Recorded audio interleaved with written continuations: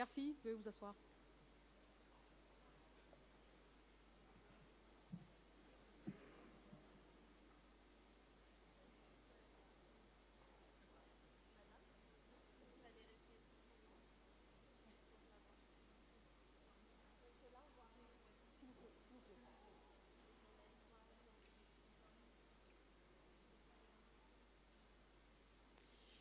Excellences, Messieurs les présidents de la République démocratique du Congo, de la République française, bonjour et bienvenue à ce point de presse. Monsieur Macron, bienvenue encore une fois en RDC. Nous allons prendre les questions des journalistes du côté français et côté congolais. Nous avons 2 questions de chaque. Mais avant cela, Monsieur le Président de la RDC, Monsieur Félix Tshisekedi, vous venez de recevoir votre homologue français pour un tête-à-tête. Est-ce qu'on peut savoir quelles sont les conclusions de ces échanges et qu'est-ce qu'on peut dire sur la relation franco-congolaise? Où est-ce que nous en sommes? Merci, Madame. Avant toute chose, je voudrais souhaiter la bienvenue au Président de la République française, le Président Emmanuel Macron. Cher Emmanuel, tu nous fais un grand plaisir de venir en ce moment à Kinshasa, capitale du pays où nous sommes victimes d'une agression injuste et barbare. C'est dans le malheur, dit-on, qu'on reconnaît les amis, et le président Macron est là pour ça. Les relations entre la République démocratique du Congo et la République française sont au beau fixe.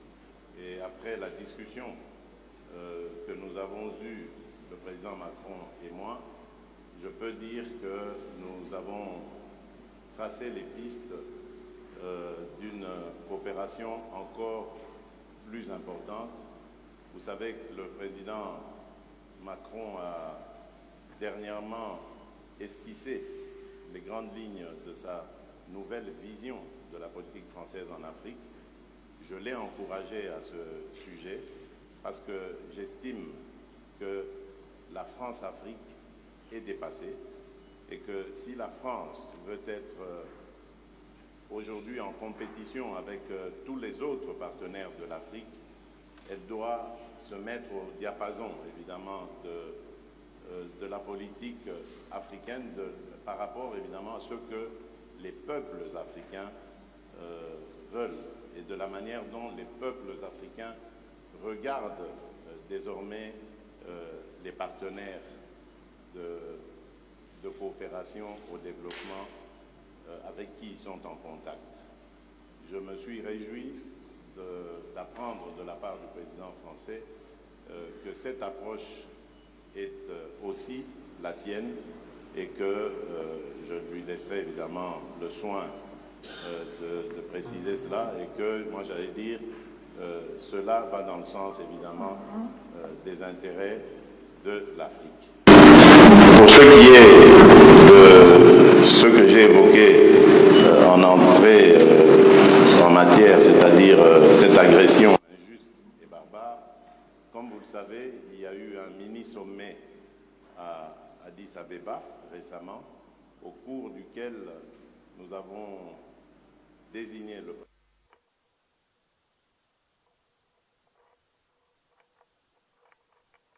désigné par la communauté d'Afrique de l'Est, l'ancien président kenyan, Uhuru Kenyatta. Nous leur donc avons confié la mission d'approcher les rebelles, les terroristes du M23 et le processus est en cours. Je n'en dirai pas plus. De mon côté, j'ai reçu des émissaires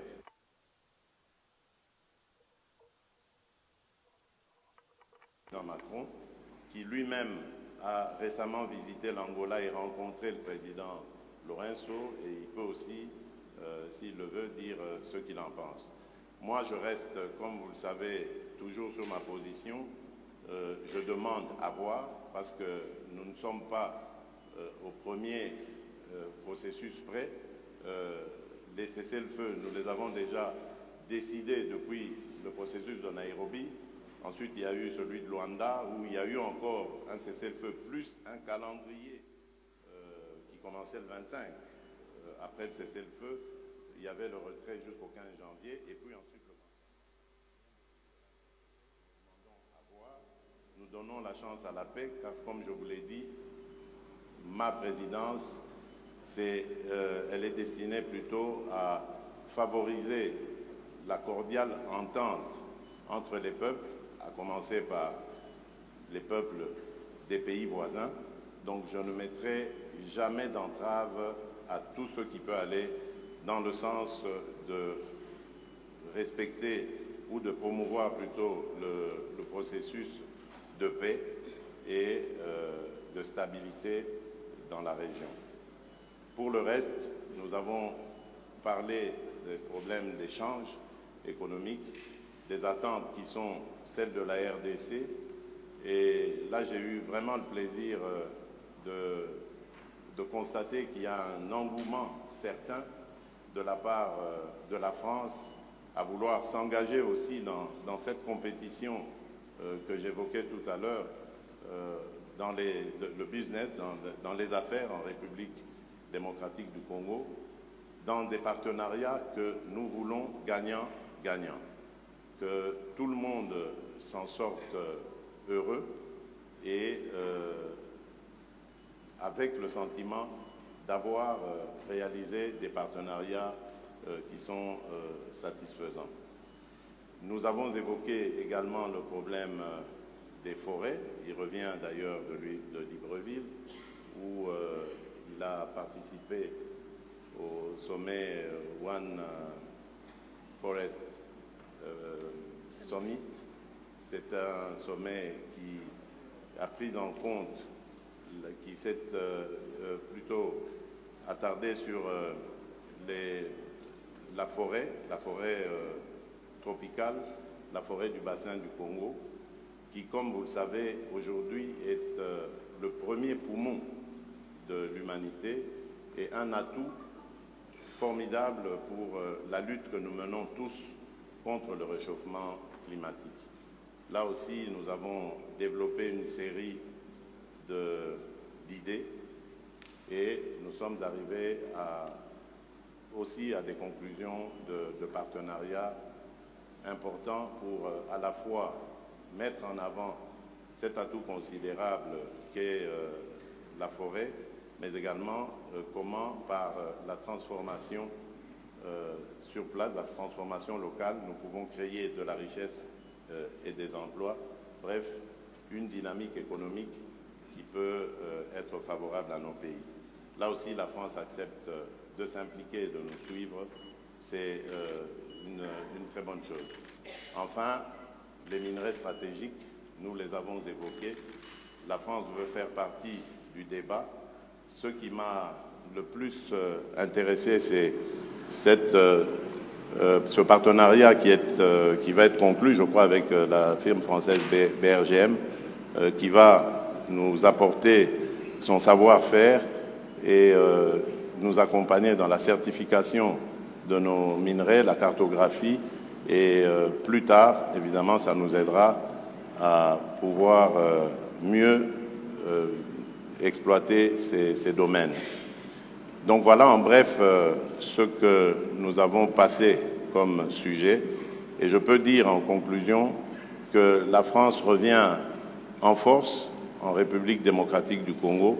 Nous espérons simplement que cela n'est pas juste un feu de paille et que ce sera vraiment un vrai départ à nouveau, parce que le président a fait d'ailleurs le constat qu'il n'y a pas beaucoup de firmes françaises en République démocratique du Congo en particulier, mais même aussi en Afrique en général, et qu'il serait temps que la France redevienne encore plus présente. Ce sera tant mieux pour nos relations, tant mieux pour les affaires, tant mieux pour l'emploi.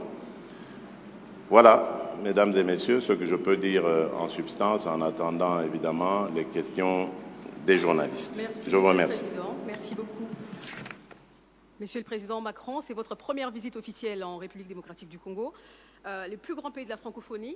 Mais vous arrivez quand même à un moment assez particulier où il y a une dégradation de la situation sécuritaire dans la partie est du pays. Quel serait votre premier message au peuple congolais qui vous suit en ce moment, pour ne pas dire celle de l'Est en particulier? Merci beaucoup, Madame. Monsieur le Président, cher Félix, Monsieur le Premier ministre, Mesdames et Messieurs les ministres, Mesdames et Messieurs les parlementaires, ambassadeurs, chers amis. D'abord, je veux dire combien je suis heureux d'être aujourd'hui pour ma première visite, en effet, en République démocratique du Congo, dans cette salle historique pour l'histoire de votre nation. Et après avoir accueilli comme invité d'honneur le Président, en particulier au Forum sur la paix en 2019, puis retrouvé lors du sommet sur le financement des économies en 2021, il était grand temps que, à mon tour, je vienne. Alors cette visite est la dernière étape, le point d'orgue en quelque sorte d'une tournée de 4 jours qui m'a conduit de Libreville à Luanda puis Brazzaville jusqu'à vous, Kinshasa. Et c'est ici en effet que se jouent nombre de combats du siècle, y compris ceux que nous avons portés ces derniers jours, celui pour la forêt et justement ce trésor du bassin du fleuve Congo.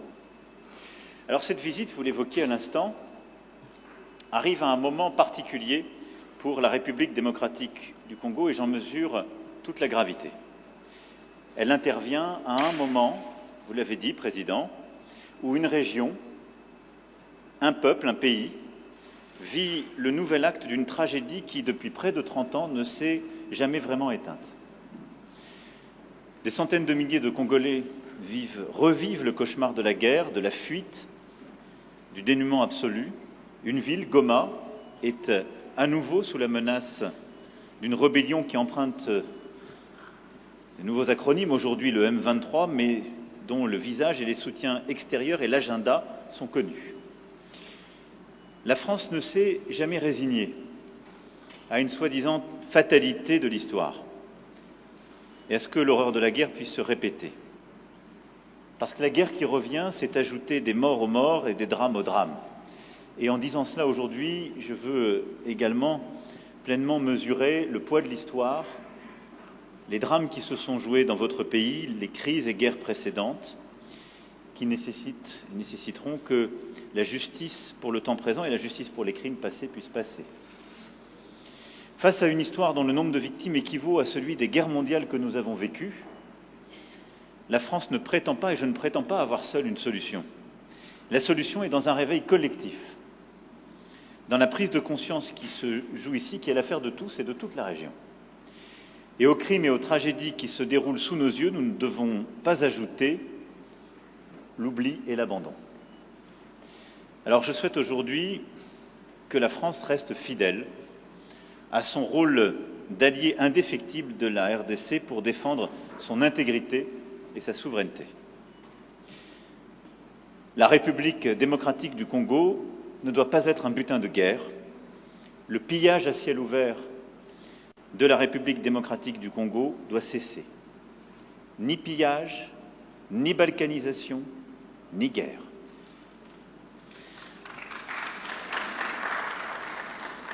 C'est le sens même de ma présence aujourd'hui, dire à tous qu'il ne peut d'ailleurs y avoir 2 poids 2 mesures entre la tragédie qui se joue en Ukraine, sur le territoire européen, et celle qui se joue sur le sol africain.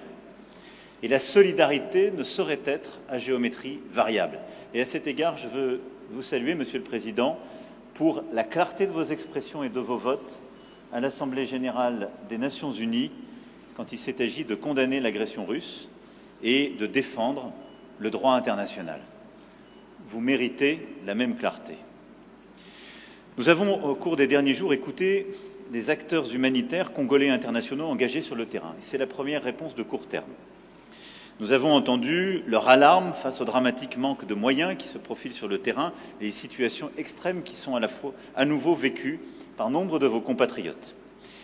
C'est pour cette raison que la France sera le premier État à répondre à l'initiative de l'Union européenne, annoncée ce matin même, de mettre en place un pont aérien humanitaire à destination de Goma. Nous allons débloquer une contribution immédiate de 34 millions d'euros d'aide humanitaire, laquelle s'ajoutera au montant de près de 50 millions annoncé par l'Union européenne. Nous nous tenons également à la disposition de l'Union européenne pour fournir des moyens de transport, civils ou militaires, et pour procéder à leur acheminement. Je veux ici remercier le commissaire européen Lenarčič d'avoir amorcé cette solidarité européenne qui se concrétisera dans les jours qui viennent par l'acheminement de plusieurs tonnes de matériel humanitaire au profit des populations déplacées dans la région de Goma et dans toutes les régions qui ont été affectées par ces mouvements rebelles et ces groupes terroristes. Le rôle de la France, c'est aussi de tout faire pour qu'il y ait un chemin vers la paix. Pour cela, chacun doit être à la hauteur de ses responsabilités. J'ai parlé il y a quelques instants au secrétaire général des Nations Unies, Antonio Guterres, qui est engagé pour faire jouer aux Nations Unies leur rôle indispensable, et je l'en remercie. Et donc ensemble, nous devons travailler, Union européenne, Union africaine, organisations sous-régionales, pays de la région et Nations Unies, à ce qu'on chacun donc apporte sa contribution pour enfin imposer la désescalade et la paix. À cet égard, je veux ici dire tout notre soutien au processus de Luanda et de Nairobi. Et suite à la dernière réunion qui s'est tenue en marge du sommet de l'Union africaine à Addis Abeba, notre soutien à la médiation que vous avez confiée. J'étais hier avec le président Lourenço, nous avons eu un très long échange sur le sujet et le plan qui est aujourd'hui sur la table, qui a été agréé par tous, qui est en train d'être mis en œuvre, j'en suis convaincu, est le bon, à condition évidemment qu'à chaque étape il soit respecté et que le chronogramme qui a été décidé à partir du 28 février soit dûment respecté. Cessez-le-feu sur le terrain, mécanisme de vérification sous supervision angolaise, cantonnement du M23 sur votre sol, processus de désengagement, désarmement et réinsertion, déploiement de forces régionales, et je veux ici remercier les Kenyans, j'espère que les autres rejoindront, et je veux ici dire que nous serons évidemment mobilisés pour aider au financement, et désescalade dans un premier temps, retour à une paix durable ensuite. Tout ça est ce qui nous a longtemps manqué, mais tout ça dépend évidemment des pressions politiques, diplomatiques, économiques, pour que cela soit respecté. À cet égard, la discussion que j'ai eue avec le président, la discussion que nous avons eue avec le président Lourenço, la discussion que j'ai eue ce matin avec le président, cher Félix, et l'échange que j'ai pu avoir avec le président Kagame m'a démontré une chose, tous m'ont apporté un soutien clair au cessez-le-feu pour mardi prochain, qui est prévu dans le chronogramme, sur lequel se sont engagés aussi les représentants du M23 qui sont allés voir le président Lourenço. Nous verrons maintenant si chacun respecte la parole donnée. Mais si je dois retenir un seul motif d'optimisme, c'est que tous mes interlocuteurs adhèrent à ce plan porté par l'Angola, le Kenya, le Burundi, et je salue, cher Félix, le courage qui est le vôtre de donner une chance à ce plan et à la paix, avec une exigence légitime, c'est que tous ceux qui s'y engagent respectent la parole donnée, les rendez-vous, les dates et l'effectivité des choix pris et des promesses tenues. Il nous revient d'être collectivement à vos côtés pour faire la démonstration que ce choix est le bon. Ceux qui s'en éloigneront auront une responsabilité écrasante et s'exposeront à la sanction de l'histoire. Et dans une région où la France a su regarder en face son propre passé, nous savons combien ce poids de la sanction de l'histoire peut être accablant. Je le disais en ouverture de mon propos, cette visite en un moment de gravité est aussi une visite d'amitié, d'espoir, et le président l'a évoqué à l'instant. Et c'est un espoir légitime parce que vous êtes un grand pays, et nos deux pays ont en quelque sorte en commun aussi de voir grand. Et pour transposer un mot célèbre du général de Gaulle, le Congo ne peut être le Congo sans la grandeur. Et donc, aucun pays d'Afrique n'est plus doté que le vôtre de richesses de toutes sortes et une capacité à saisir un destin d'exception. C'est pourquoi nous souhaitons bâtir un partenariat nouveau sur plusieurs axes. D'abord, vous aider à la pleine souveraineté sur le plan sécuritaire et militaire. Nous sommes déjà les premiers partenaires en termes de formation militaire de la RDC. Nous souhaitons faire davantage parce que la condition pour qu'il y ait, dans la durée, la fin des pillages, la fin du risque de balkanisation que j'évoquais, c'est qu'il y ait le retour de l'État régalien et des conditions de cet État régalien partout sur le territoire. Nous souhaitons être des partenaires dans la durée de ce travail. Formation, équipement, capacité à être à vos côtés, ça correspond au nouveau partenariat qui est le nôtre. Deuxièmement, c'est sur le terrain économique, vous l'avez dit. Nous allons cet après-midi, dans une conférence économique, illustrer ce que je disais lundi. Nous répondons aux demandes qui sont les vôtres, on ne vient pas plaquer des solutions, on vient avec des entreprises de toute taille, de tous ordres, et beaucoup d'entreprises nouvelles. Nous assumons d'être là, y compris pour défendre nos intérêts économiques, et on le fait en amenant avec nous toutes les compétences, et y compris les Européens. Et je me félicite que 2 commissaires européens seront à nos côtés cet après-midi. C'est pas simplement la France, mais la France et l'Europe, sur la base d'un partenariat équilibré et respectueux, et des services urbains si importants pour vous, on l'évoquait ensemble, du numérique jusqu'au domaine minier, où nous souhaitons travailler avec vous pour bâtir un cadre de confiance qui permettra une exploitation au service des Congolais, dans les meilleures conditions scientifiques, permettant justement la coopération et notre expertise. C'est, je crois, la clé de ce partenariat économique qui nous permettra aussi de faire mieux. Parce que l'Afrique est un théâtre de compétition. Il faut que cette compétition se fasse dans un cadre loyal, qui serve les intérêts des populations, qui aide à lutter contre la corruption, mais où nous avons notre place à jouer, ni plus ni moins. Ensuite, après le sécuritaire et l'économique, c'est la science et la recherche. J'aurai cet après-midi l'occasion et l'honneur d'être reçu par le professeur Muyembe, découvreur du virus Ebola, dans ce fleuron de la recherche scientifique congolaise et africaine qui est l'Institut national de recherche biomédicale. Et je veux ici d'ailleurs rappeler combien la France a été engagée dans cette lutte contre le virus Ebola, avec les meilleures équipes de l'INSERM, de plusieurs de nos laboratoires, combien nos chercheurs, nos épidémiologistes sont venus. Yves Lévy avait eu cette mission confiée il y a quelques années, ici même, et je veux saluer cette coopération, mais l'INRB, dans le séquençage des virus les plus dangereux, dans la lutte contre la pandémie de Covid-19, dans la formation d'étudiants venus de toute l'Afrique, prouve tout ce qu'on peut accomplir quand notre coopération se donne les moyens. Et sur ce modèle qui est un fleuron de la coopération franco-congolaise, je souhaite qu'on aille beaucoup plus loin, et la ministre de l'Enseignement supérieur et de la Recherche pourra illustrer cette volonté dans de nombreux domaines d'échanges scientifiques et universitaires. Je souhaite aussi que nous puissions le faire dans les domaines de climat et de biodiversité, autour de la question des forêts, si importante et que vous avez réévoquée. Enfin, voir les choses en grand, c'est le voir aussi pour la culture congolaise, c'est votre puissance.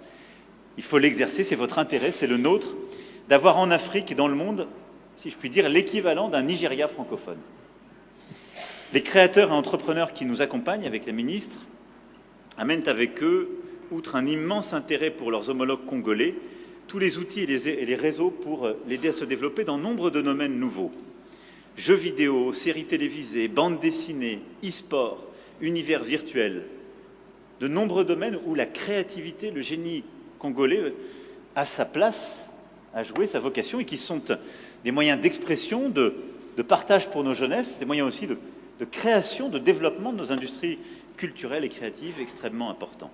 Et dans ce cadre, je veux ici dire combien, à mes yeux, la langue française n'est pas simplement un trait d'union, mais un trésor en partage dont vous êtes devenu le centre de gravité. Plusieurs présidents de la République sont venus avant moi ici pour parler de francophonie. Et lorsque François Mitterrand s'est rendu à Kinshasa en 1984, parler de francophonie, la défendait ici, la France était 2 fois plus peuplée que votre pays. Je viens ici devant vous en vous parlant de francophonie et en assumant totalement que vous êtes le premier pays francophone par votre démographie. C'est une force, une fierté, mais dont il faut tirer toutes les conséquences. C'est une communauté de langues, de valeurs, de solidarité, de progrès, d'exigence. C'est aussi une communauté de création, de dynamisme. Et je suis convaincu que la vocation qui est celle de la République démocratique du Congo est de prendre toute cette place, la première, dans la francophonie de demain. Et je souhaite qu'ensemble, on puisse bâtir les prochains rendez-vous et en particulier des annonces fortes lors du sommet pour la francophonie que nous aurons organisé en France en 2024. Merci beaucoup. Merci, Monsieur le Président. Nous allons donc passer à la phase questions-réponses. Merci. Alors, nous allons commencer par Michel Kifinda de Radio Okapi qui a une question, je pense, sur les aspects sécuritaires. Michel Kifinda, vous avez le micro. Merci. Je suis Michel Kifindangoy de Radio Okapi. Ma question va s'adresser à M. le Président Emmanuel Macron. Monsieur le Président, la mémoire congolaise retient d'une façon fraîche que la France a joué un rôle pertinent dans le génocide rwandais et surtout dans l'entrée des FDLR en RDC avec l'opération turquoise. Vous vous rappelez, il y a eu un couloir humanitaire.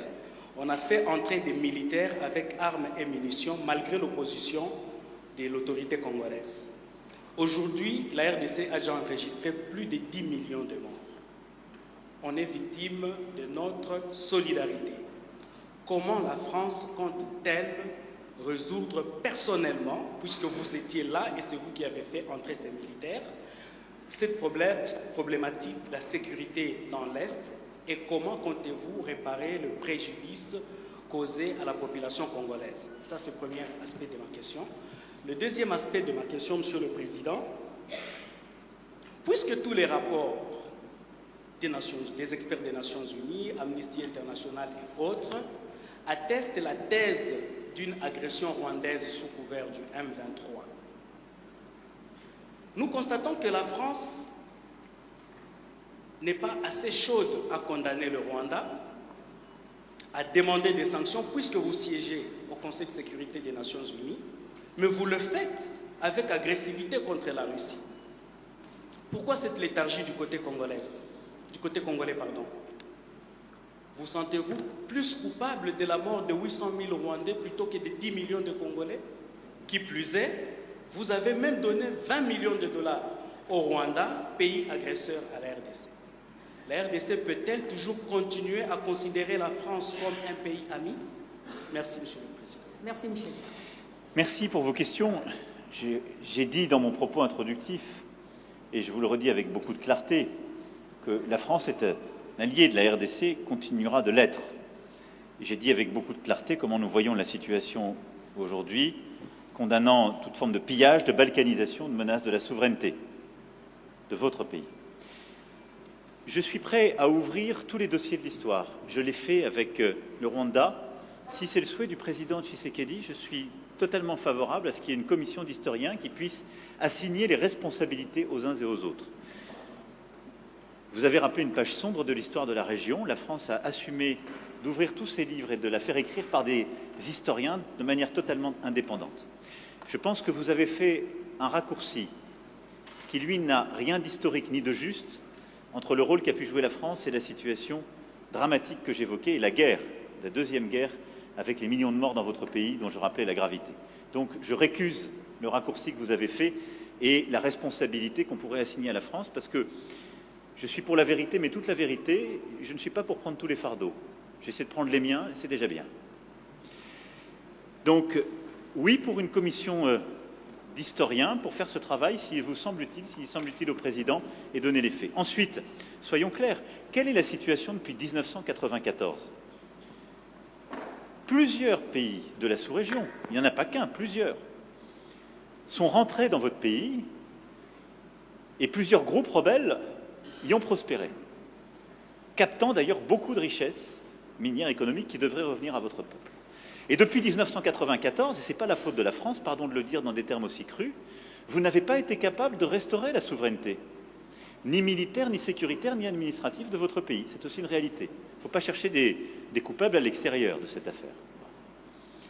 Et donc, on en est dans cette situation qui a conduit à des drames absolus, à cette deuxième guerre, à des millions de morts, qu'on ne doit pas oublier, à la nécessité aussi, ce qui est une responsabilité qui doit se faire ici, ce n'est pas la France ou d'autres de le faire, de mettre en place une vraie justice, une justice transitionnelle qui est la clé pour que celles et ceux qui parfois ont tué soient jugés.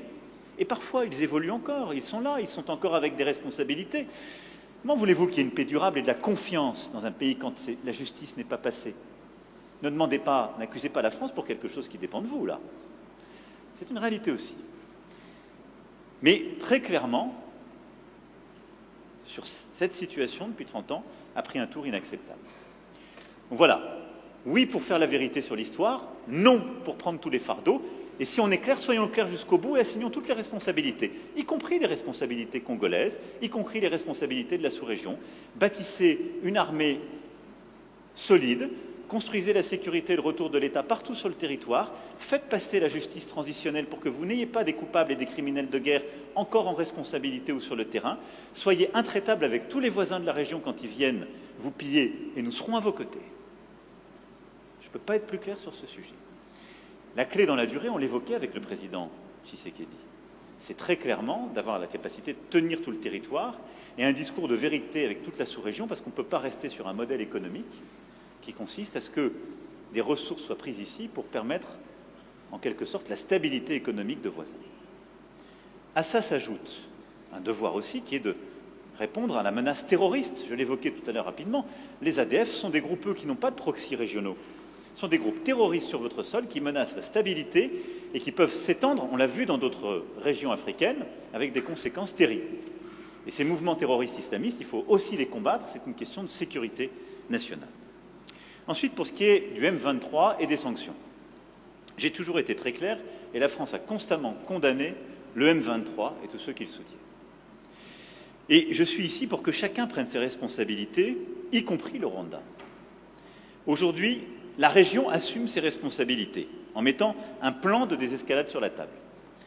Il est à ses premiers pas. D'abord, il marque une convergence entre des mécanismes qui étaient séparés jusqu'alors.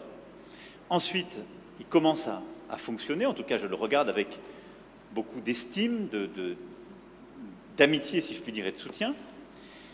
Et nous sommes d'accord, y compris avec le président Tshisekedi, pour appliquer ce plan et donner une chance à la paix. Donc nous avons une opportunité de résoudre, je l'espère, la question du M23. Nous avons aussi l'opportunité de traiter, ce faisant, si ce plan avec son chronogramme sont appliqués, enfin la question des FDLR. Donc je vais être très clair, ce n'est pas aujourd'hui qu'on doit tout bousculer. Aujourd'hui, il faut donner une chance à ce plan, à la médiation angolaise, à l'engagement des uns et des autres résultats. Mais je serai tout aussi clair. Ceux qui feront obstacle à ce plan, et on le verra sur le terrain, puisque dans le cadre de la médiation, il y a un mécanisme de vérification sous pilotage angolais, qui pourra dire qui respecte, qui ne le respecte pas, avec des observateurs indépendants. Ceux qui feront obstacle à ce plan savent à quoi ils s'exposent, y compris à des sanctions. Merci. Alors, nous avons Madame Leroux, Valérie, de l'Agence France-Presse, AFP. Oui, la première question s'adresse à Monsieur le Président Tshisekedi. Êtes-vous satisfait des annonces qui ont été formulées par votre homologue français et considérez-vous que la France a clarifié sa position sur la situation dans l'Est du pays comme les Congolais le réclamaient? La deuxième question est pour Monsieur le Président Macron. Vous êtes aujourd'hui à Kinshasa dans un pays qui se prépare à une échéance électorale importante à la fin de l'année. Craignez-vous, comme un de vos ministres des Affaires étrangères a pu le formuler dans le passé, qu'il y ait de nouveaux compromis à l'africaine pour la prochaine élection à venir, comme cela avait été formulé lors de l'annonce de la victoire de M. Tshisekedi? Et toute petite question supplémentaire, Monsieur Macron, vous avez beaucoup insisté durant votre tournée sur la fin de la Centrafrique, de la France-Afrique, pardon, excusez-moi. Votre visite hier à Brazzaville et les images du président français aux côtés de son homologue Sassou Nguesso ont été interprétées par beaucoup comme une forme de reliquat du passé. Est-ce qu'à ce jour, on peut dire que la réalité impose peut-être de maintenir, de garder certaines pratiques du passé? Merci, Madame.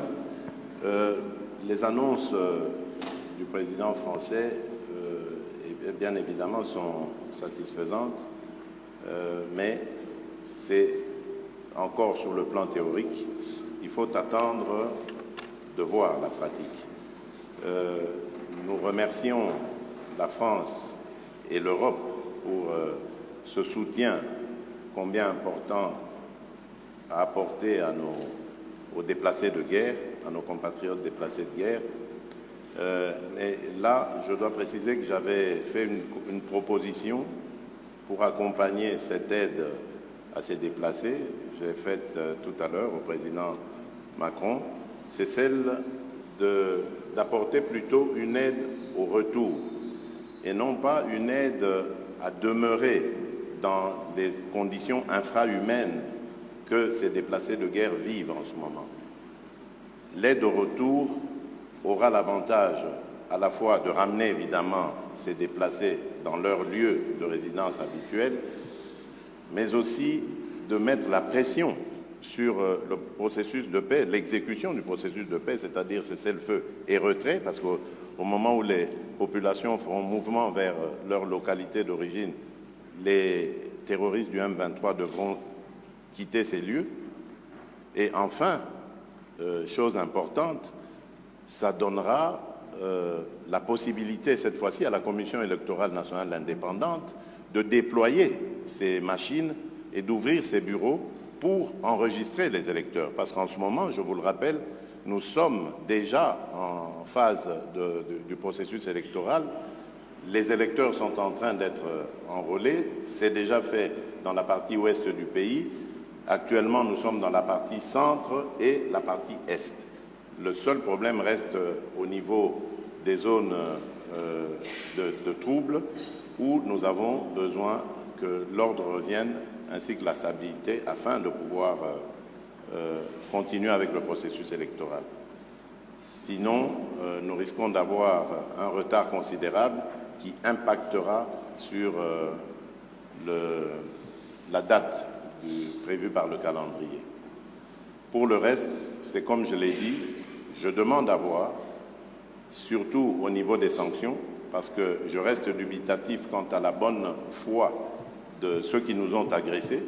Il n'y avait aucune raison, je le rappelle, qui justifiait cette agression, si ce n'est que des raisons économiques, mais propres au Rwanda, instigateur de cette agression.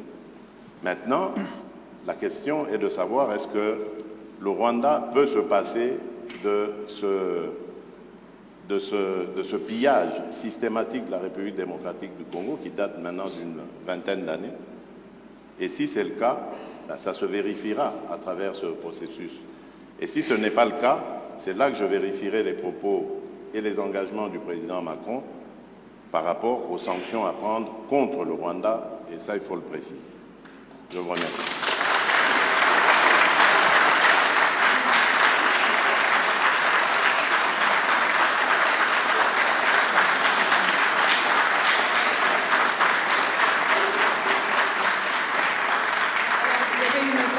Qui était adressée au président Macron.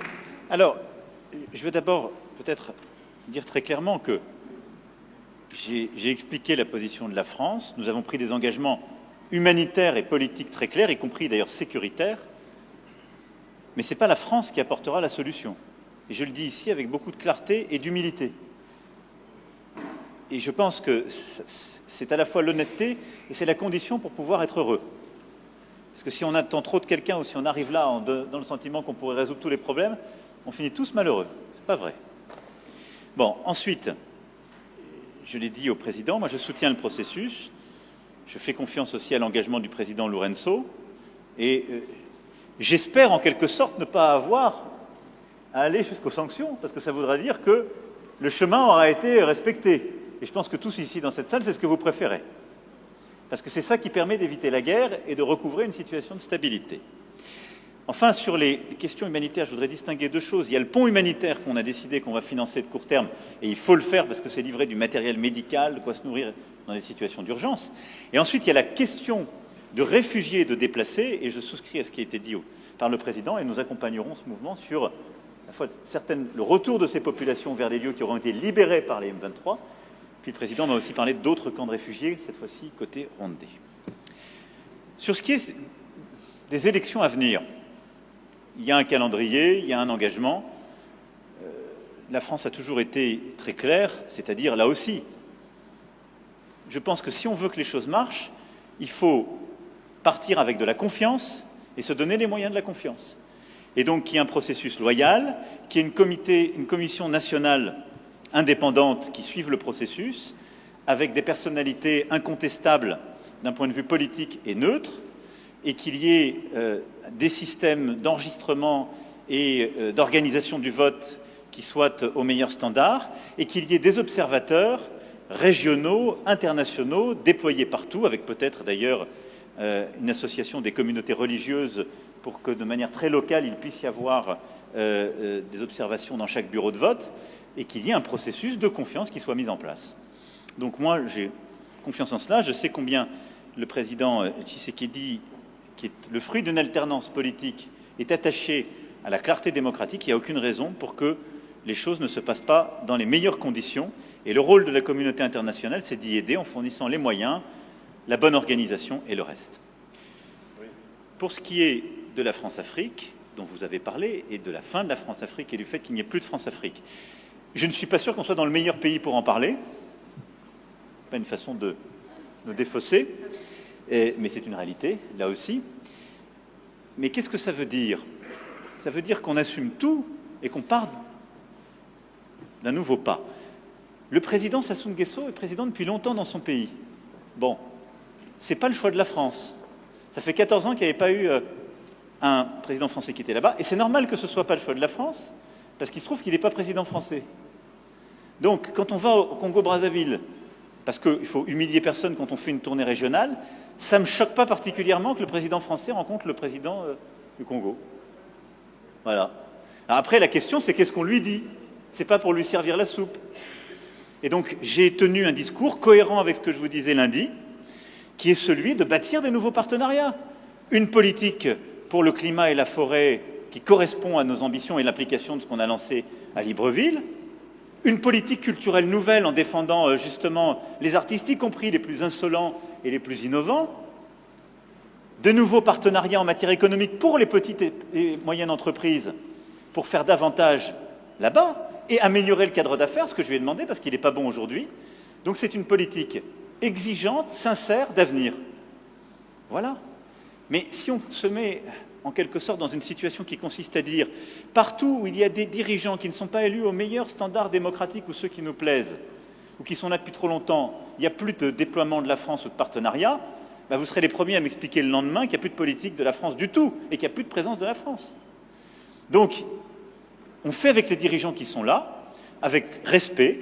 Donc, il y a du respect, on l'en doit à la fois au président Sassou Nguesso et à son peuple. On le fait en constatant nos accords et nos désaccords et en essayant de bâtir une politique d'avenir et en disant ce qui ne va pas quand ça ne va pas, ce que j'ai fait hier. Donc je pense que c'est cohérent. Mais c'est exigeant. C'est le propre exactement de ce que nous sommes en train de faire. Avec le continent africain, je pense qu'il le mérite, parce que c'est un immense continent d'avenir avec lequel on a une histoire plurielle, si je puis utiliser ce terme, multiple, mais qui est un continent que j'aime. Merci beaucoup. Monsieur le Président, vous avez une réaction par rapport à la question qui a été posée?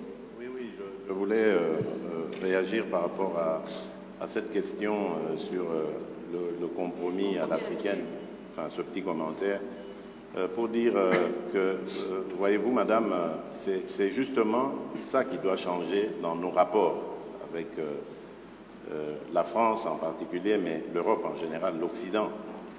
Votre façon de voir les choses lorsqu'elles se passent en Afrique. Quand il y a des irrégularités aux élections américaines, on ne parle pas de compromis à l'américaine. Lorsqu'en France, il y a plusieurs années maintenant, lors des années Chirac, il y a eu un scandale sur des électeurs décédés qu'on a fait voter, on ne parlait pas de compromis à la française. Je crois qu'il doit y avoir du respect dans la considération que nous avons les uns envers les autres. Nous n'avons aucunement l'intention de galvauder l'opinion de nos électeurs. Le processus électoral est entamé. Nous avons tiré suffisamment la sonnette d'alarme pour dire que s'il y a risque de dérapage, ce n'est pas à cause des autorités du pays ni des responsables de la CENI, c'est simplement dû au fait que nous sommes un pays agressé par le Rwanda, l'agression à laquelle d'ailleurs a fait suite un déplacement massif de population, d'électeurs, qui pouvaient être en ce moment en train d'être enrôlés, mais qui malheureusement ne peuvent pas à cause du fait qu'ils sont loin de leur base. Et à cause de cela, nous risquons de prendre du retard dans l'enrôlement. Et s'il y a retard dans l'enrôlement, il y aura retard dans le vote de la loi sur la répartition des sièges, parce que c'est très important, c'est en juin qu'elle doit intervenir, pour que nous puissions ensuite aller sur un processus électoral crédible. Sans cela, jusqu'à ce stade, je ne sais pas comment nous allons nous y prendre. Est-ce qu'il faut stopper le processus d'enrôlement des électeurs en attendant que la paix revienne, avec le risque que cela impacte sur le respect du calendrier, ou faut-il continuer le processus en ne prenant pas en compte les populations nombreuses de déplacés de guerre? C'est ça qui peut poser problème. Et si demain, nous allons aux élections dans des conditions difficiles, vous parlerez de compromis à l'africaine, alors qu'aujourd'hui, ces mêmes Africains sont en train d'attirer votre attention sur cette ignoble et injuste agression due au fait du Rwanda et demandons même des sanctions, personne n'en parle. Voilà ce que je voulais apporter comme précision pour dire, ça aussi, ça doit changer dans la manière de coopérer avec la France et l'Europe. Regardez-nous autrement, en nous respectant, en nous considérant comme de vrais partenaires, et non pas toujours avec un regard paternaliste, avec l'idée de toujours savoir ce qu'il faut pour nous, et non pas pour...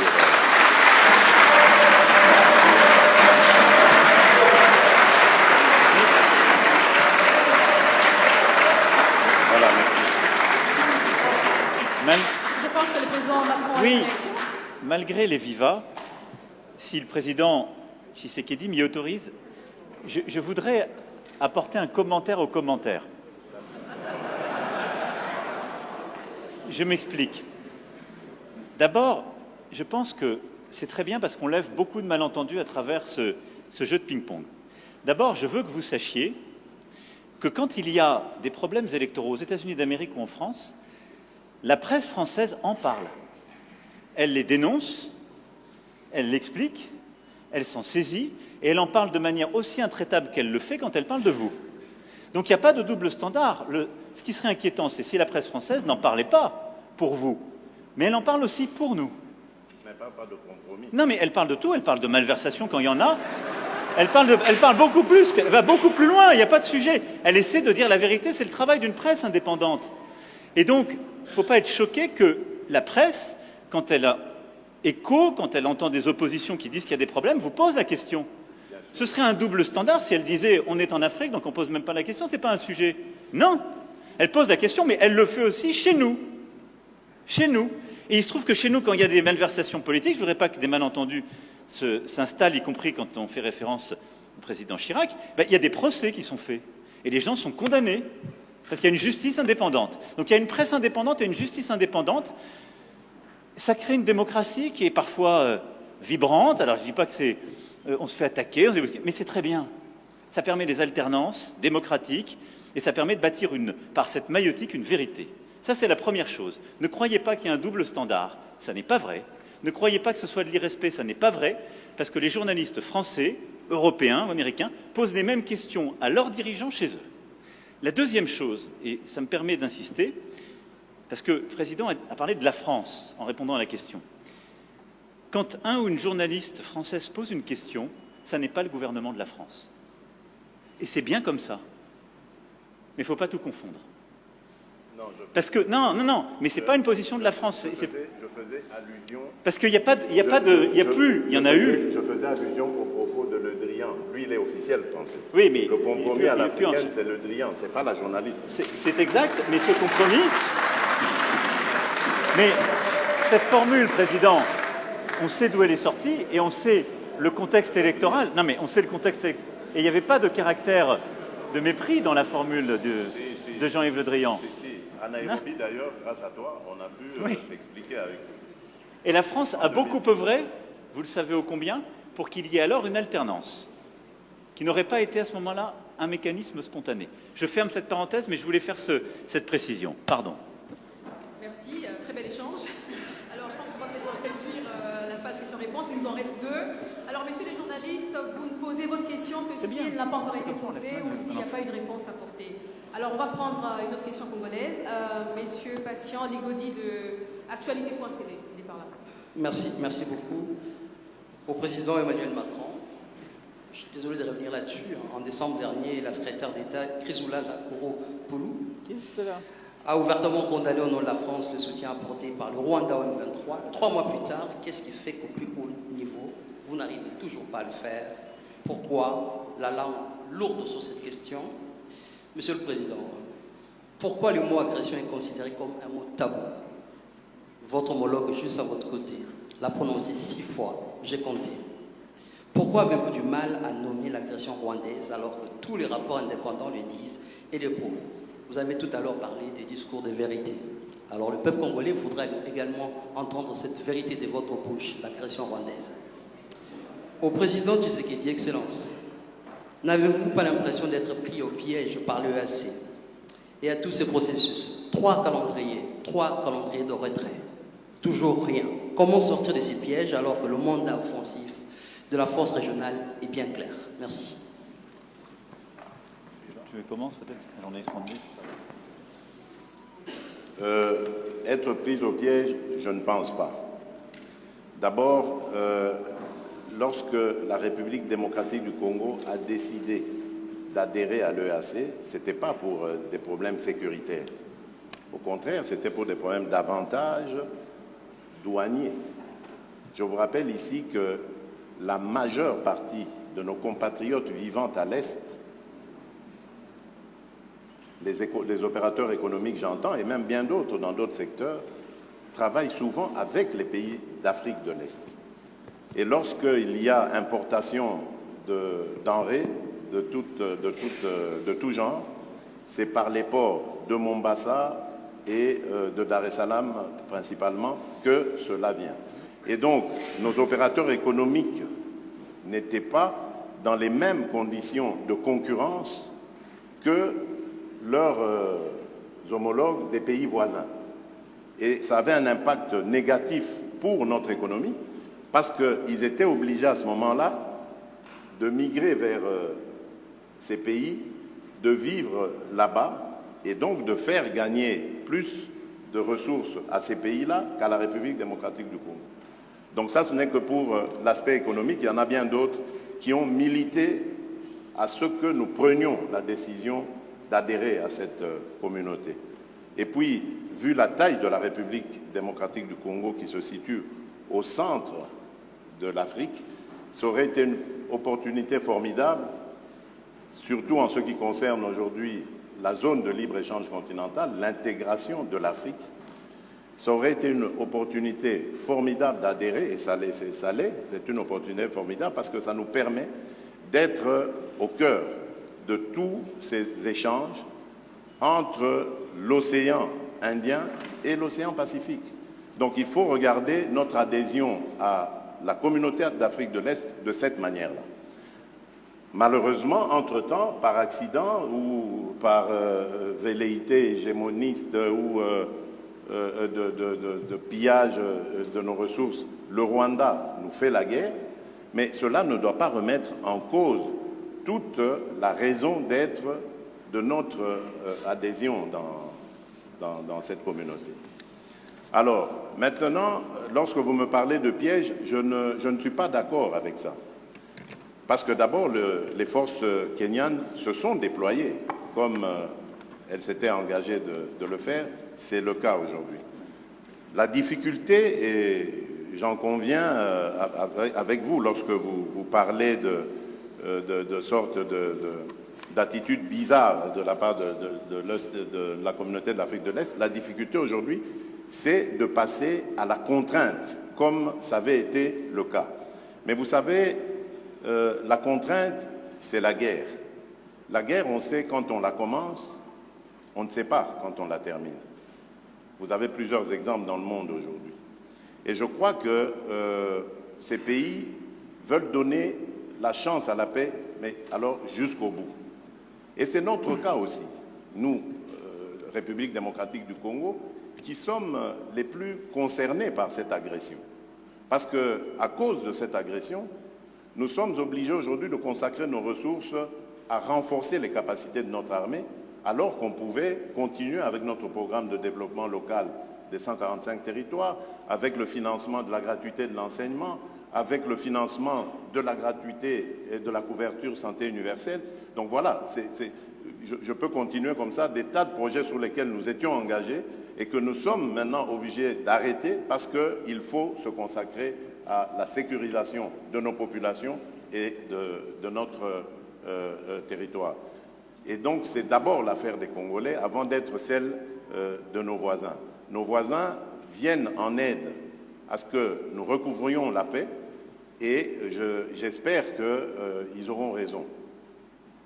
Ils veulent donner une chance à la paix, c'est normal, parce qu'ils pensent qu'engager des ressources à vouloir faire la guerre, c'est des dépenses, beaucoup de dépenses, et même au bout du compte, on n'est pas sûr du résultat.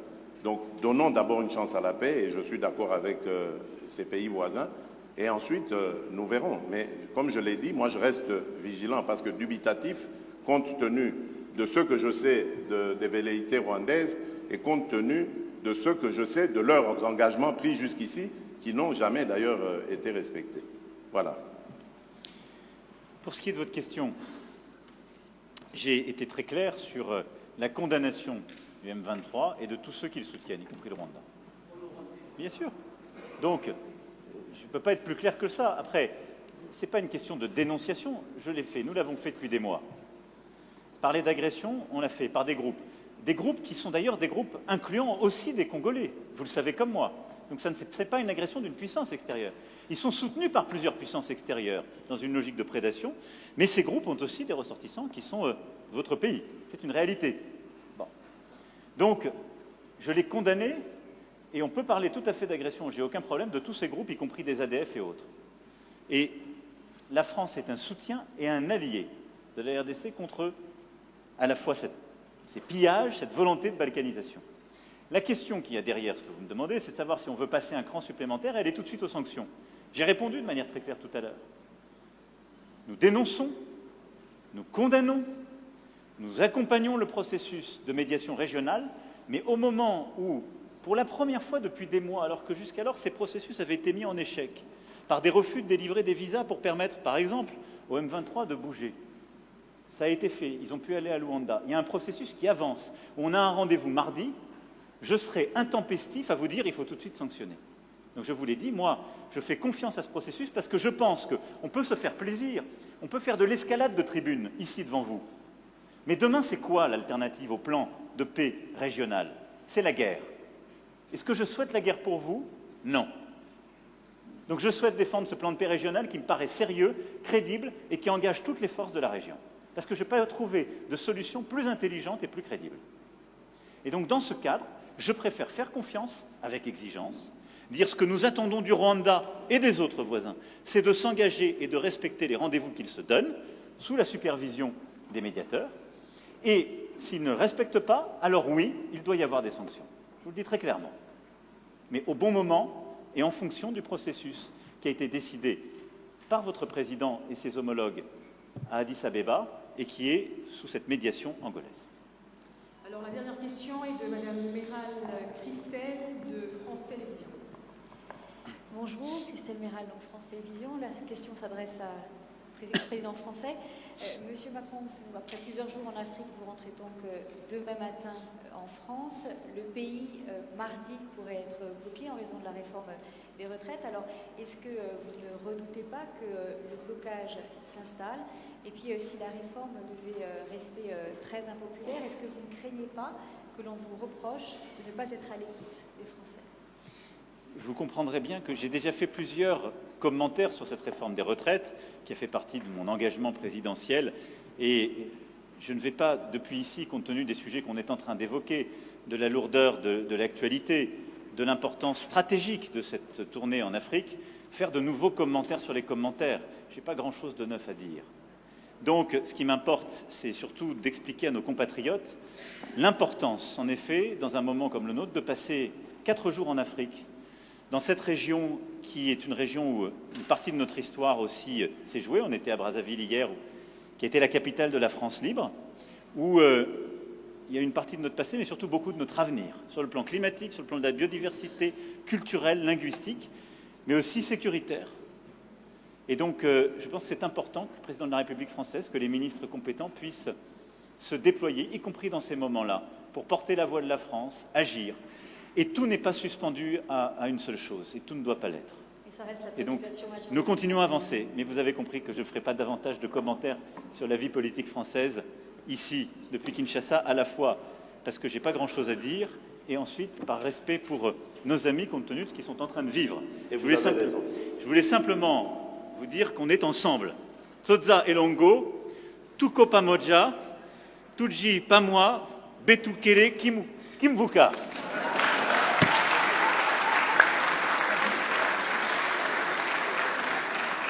Merci beaucoup, Vos Excellences, Monsieur le Président de la RDC de la France. Vous êtes prêtés à ce jeu de questions-réponses. Merci à tous. Restez assis, s'il vous plaît.